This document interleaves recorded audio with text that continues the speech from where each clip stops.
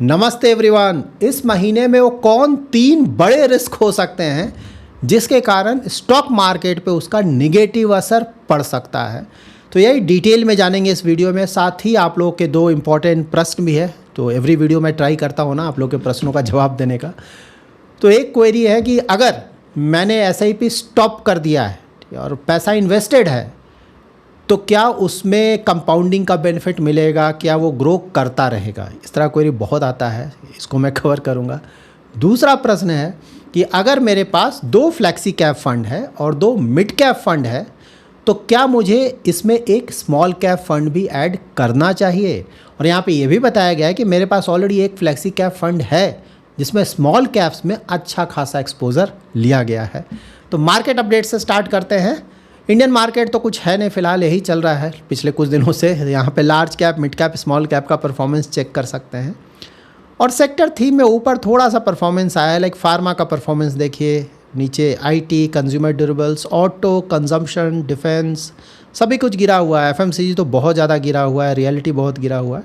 तो overall performance आज भी अच्छा नहीं है। बाहर के मार्केट्स में देख लेते हैं तो US मार्केट का तो परफॉर्मेंस कुछ था नहीं, यहाँ पे आप देख सकते हैं, मोस्टली फ्लैट बोलेंगे।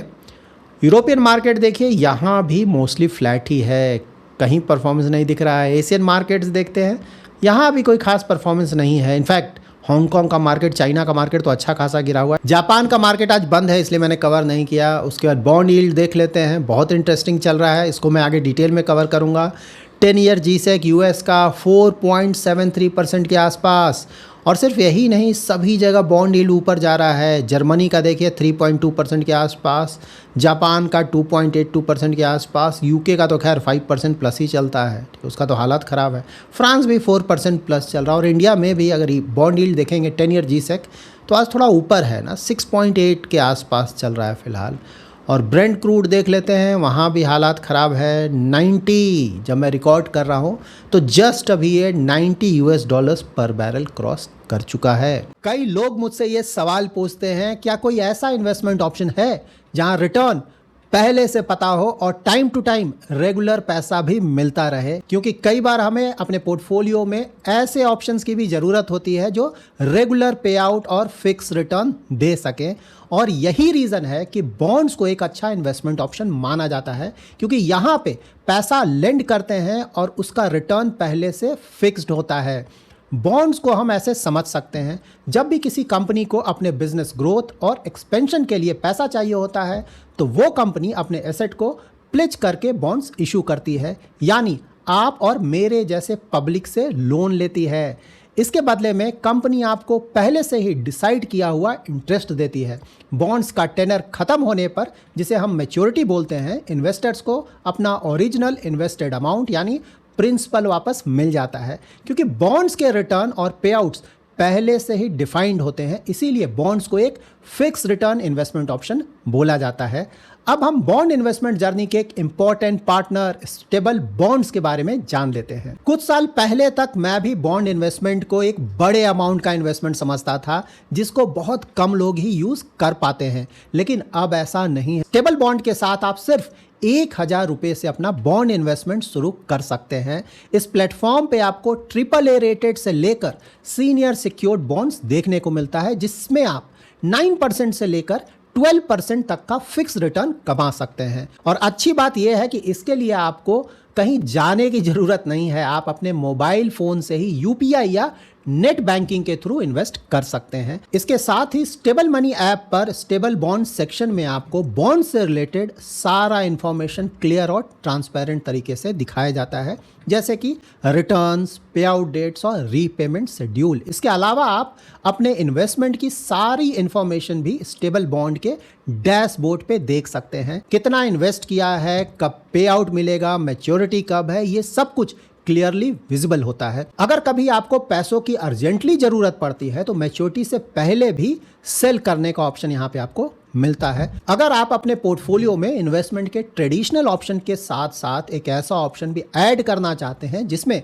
फिक्स रिटर्न्स और रेगुलर पे आउट का स्ट्रक्चर हो, तो आप अपने रिस्क प्रोफाइल और इन्वेस्टमेंट होराइजन के अनुसार स्टेबल बॉन्ड्स के साथ अपना इन्वेस्टमेंट जर्नी शुरू कर सकते हैं।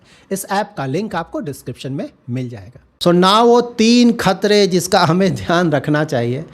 तो नंबर 1 रिस्क होगा 100% टैरिफ ऑन इंडिया। यूएस ऐसा बोल रहा है कि शायद वो 100% टैरिफ लगा दे इंडिया पे, लेकिन हाँ अभी ये लगा नहीं है, इसमें थोड़ा और टाइम लगेगा। तो देखिए अभी तक हुआ क्या है, तो अभी सीनेट के तरफ से ये पास हो चुका है और अच्छा खासा वहाँ पे मार्जिन से पास हुआ, मतलब ज़्यादातर लोग इसके फेवर में है कि भाई टैरिफ लगना चाहिए। ठीक है, अब इसके पास थोड़ा और प्रोसेस है। यहाँ पे सीनेट के पास ये यूएस हाउस ऑफ रिप्रेजेंटेटिव में जाएगा, वहाँ पे पास कराना होगा।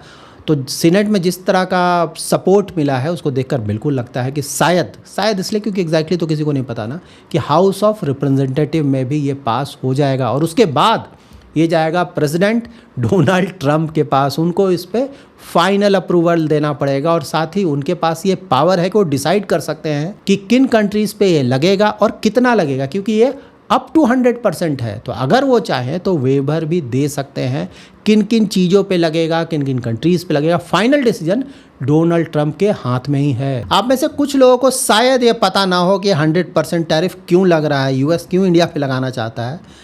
तो देखिए यूएस का बोलना है कि जो भी रसिया से एनर्जी प्रोडक्ट्स खरीद रहा है, ठीक है, उस पे हम अप टू 100% तक का टैरिफ लगाएंगे। और उसमें बोला जा रहा है जो मेजर इंपोर्टर्स हैं, ऐसा नहीं कि सभी पे, क्योंकि सभी पे अगर लगाने लगेंगे तब तो यूएस भी शायद आ जाएगा, यूरोपियन कंट्रीज़ भी आ जाएगा, उस पर तो लगेगा नहीं नेचुरली ना। तो बोला जा रहा है कि जो मेजर इंपोर्टर जो सबसे ज़्यादा खरीद रहा है वो भी सिर्फ एनर्जी, ठीक है, उस पर लगेगा। तो वहाँ पे मोस्टली इंडिया चाइना तो ऑफकोर्स रहेगा ना, चाइना नंबर 1 पे रहेगा, इंडिया नंबर 2 रहेगा। तो इन दोनों पे तो अगर अप्रूव हुआ डोनाल्ड ट्रंप की तरफ से तो बिल्कुल ये लगेगा। तो ये एक बड़ा रिस्क है, लेकिन हाँ इस पर अगर क्लैरिटी की बात बोलें तो मोस्टली नेक्स्ट मंथ इस पर अच्छा खासा क्लैरिटी मिल जाएगा कि लगेगा नहीं लगेगा, कितना लगेगा। लेकिन हाँ इससे रिलेटेड अगर कोई भी न्यूज़ आता है, नेगेटिव न्यूज़ इस मंथ भी, तो वहाँ भी शायद स्टॉक मार्केट पे उसका नेगेटिव असर पड़ सकता है। बट एनी हाउ इसकी जानकारी हमें होनी चाहिए कि भाई ये हमारे ना सर पे लटकता हुआ तलवार है डोनाल्ड ट्रंप की तरफ से, जो कि अगर हुआ तो ऑफकोर्स स्टॉक मार्केट पे उसका नेगेटिव असर बिल्कुल पड़ेगा। नंबर 2 यूएस और ईरान वॉर। देखिए मैंने कई बार ये रिपीट किया है कि यहाँ पे ईरान बिल्कुल भी यूएस जो भी बोल रहा है उसको मानने को तैयार नहीं है। यूएस का जो पोजीशन है वो बहुत वीक हो चुका है। इनफैक्ट अब तो न्यूज़ ऐसा आ रहा है कि शायद डोनाल्ड ट्रंप अब ये जो यूरेनियम इनरिचमेंट का बात हो रहा है ना, कि ईरान को हम न्यूक्लियर बॉम्ब नहीं बना देंगे, ये सब शायद डिस्कशन ही छोड़ दें। अब उनका जो प्राइमरी एम है सिर्फ कि भाई किसी भी तरह से स्ट्रेट ऑफ हॉर्मुज़ को तुम खोल दो पूरी तरह से, बाकी जो करना।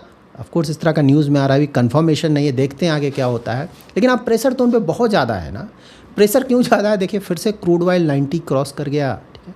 अब वहाँ पे इन्फ्लेशन का नंबर आने वाला वेडनेसडे को, अगर इन्फ्लेशन बढ़कर आया कितना ज़्यादा प्रेशर होगा फेड पे। ऑल दो जो जॉब डेटा आया है वीक आया है, उसके कारण ऑफ कोर्स फेड पे थोड़ा प्रेशर घटा है इंटरेस्ट रेट हाइक करने का, लेकिन ओवरऑल डोनाल्ड ट्रंप पे तो प्रेशर है ना। और अब इकोनॉमी में भी ओवरऑल प्रॉब्लम दिख रहा है, क्योंकि भाई जॉब डेटा ही ख़राब आ रहा है, जीडीपी नंबर तो ख़राब आया ही था जो पिछली बार आया था जीडीपी का नंबर्स।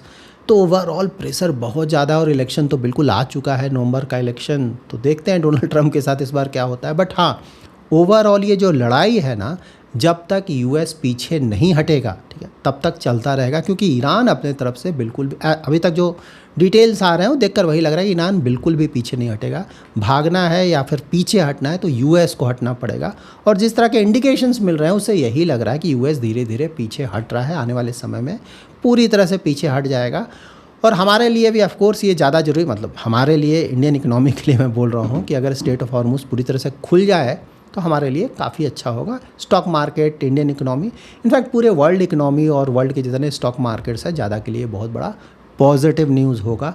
तो देखते हैं इस फ्रंट पे क्या होता है। लेकिन हाँ ये नेगेटिव इसलिए है क्योंकि ईरान बिल्कुल भी कुछ भी मानने को तैयार नहीं है और यूएस पूरी तरह से यहाँ पे कॉम्प्रोमाइज़ नहीं कर सकता है ना, पूरी तरह से सारा डिमांड मान कर वो नहीं हट सकता है यूएस। तो इसीलिए फ्रिक्शन चल रहा है और इसीलिए क्रूड ऑयल का प्राइस आप देख रहे हैं बढ़ रहा है।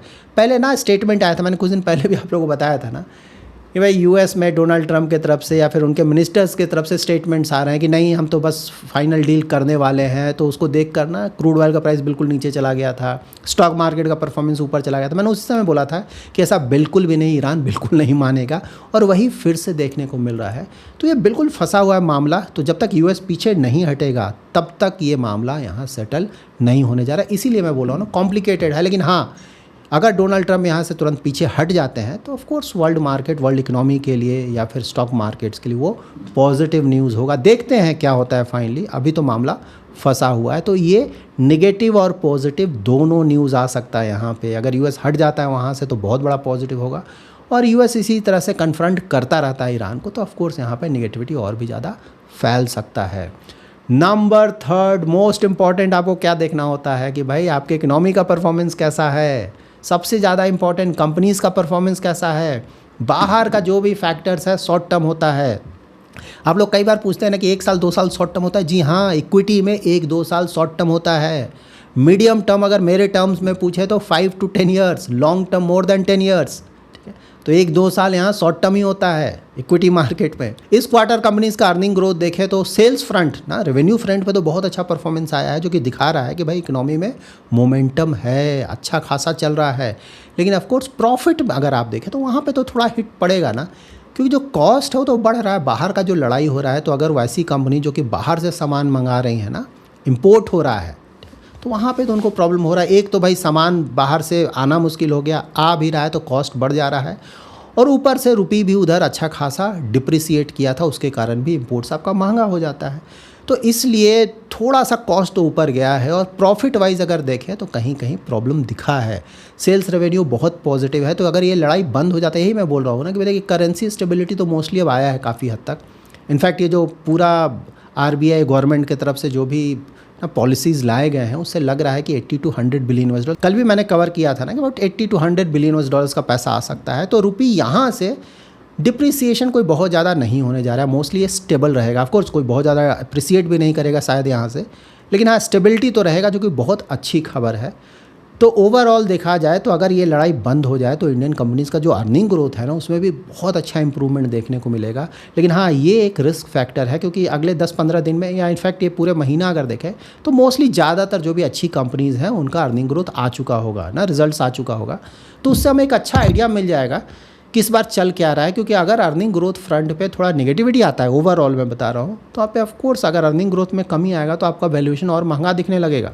वैल्यूएशन महंगा दिखने लगेगा तो स्टॉक मार्केट पे फिर से प्रेशर दिखने लगेगा। तो अर्निंग ग्रोथ बहुत इंपॉर्टेंट है। देखते हैं कुछ और दिनों तक कैसा परफॉर्मेंस आता है। अभी तक बुरा नहीं है। पहले लग रहा था ना कि इतना सब कुछ चल रहा है शायद पूरा ख़राब हो, लेकिन अभी तक बुरा नहीं है। मैंने पहले भी कवर किया है इसको। लेकिन हाँ, जितना ज़्यादा आना चाहिए उतना ऑफकोर्स नहीं आएगा, क्योंकि प्रॉब्लम्स हैं। तो अगर ये प्रॉब्लम्स बंद हो तो शायद आने वाले समय में हमारा अर्निंग ग्रोथ और ज़्यादा इम्प्रूव करेगा, जो कि बहुत अच्छी खबर होगी इंडियन इकोनॉमी के लिए भी और इंडियन स्टॉक मार्केट के लिए भी। देखिए, ये 3 जो प्रॉब्लम्स थे ऑफ कोर्स मैंने कवर किया, लेकिन अब ये सिर्फ इन्फॉर्मेशन के लिए है। इन चीज़ों को बहुत ज़्यादा सीरियसली लेकर अपना पूरा पोर्टफोलियो ही चेंज कर देने का कोई मतलब नहीं बनता है। पढ़े रहो, इन्वेस्टमेंट फिलॉसफी यही है। सोए रहो नहीं है, ऑफकोर्स ये सिर्फ पढ़े रहो है। यहाँ पे ऑफकोर्स आपको जानना है कि वर्ल्ड में क्या चल रहा है, स्टॉक मार्केट पे क्या क्या असर पड़ सकता है।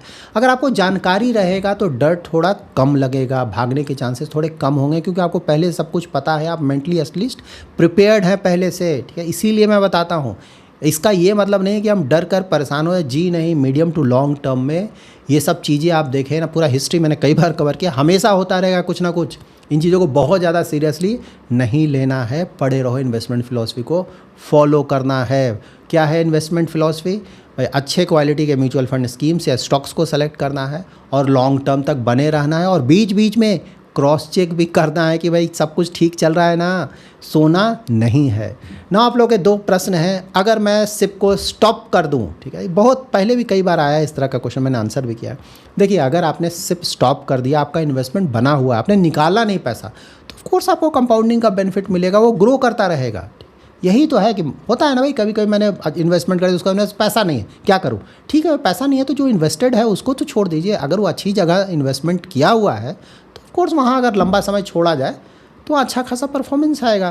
तो वहाँ पे तो परेशान होने की बिल्कुल भी बात नहीं, करते रहें अगर आप लगातार इन्वेस्टमेंट अभी भी, और भी अच्छा बात है। लेकिन किसी कारण से अगर नहीं इन्वेस्ट करना चाहते हैं, पैसा नहीं, कुछ भी रीज़न हो सकता है, ठीक है भाई, जो इन्वेस्टमेंट है उसको छोड़ देंगे, प्रोवाइडेड वो अच्छी जगह इन्वेस्टमेंट किया हो, तो ऑफ कोर्स लॉन्ग टर्म में वहाँ पे परफॉर्मेंस आएगा।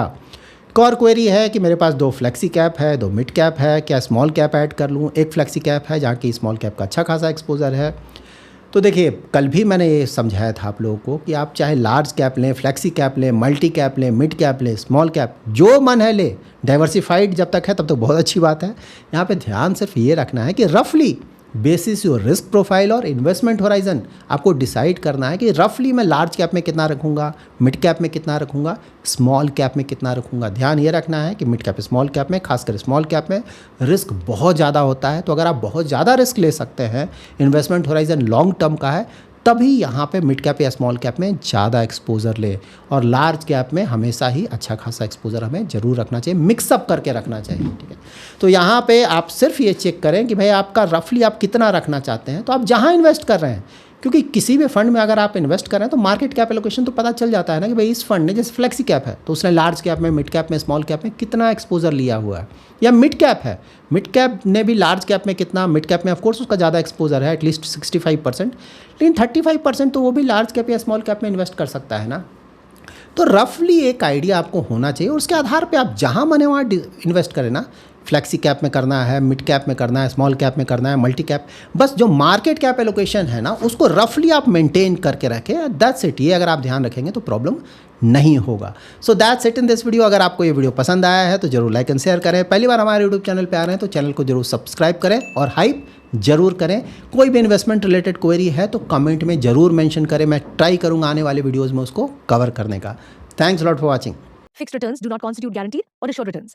Investments in corporate debt securities, municipal debt securities/securities debt instruments are subject to credit risks, market risks, and default risks, including delay and/or default in payment. Read all the offer related documents carefully.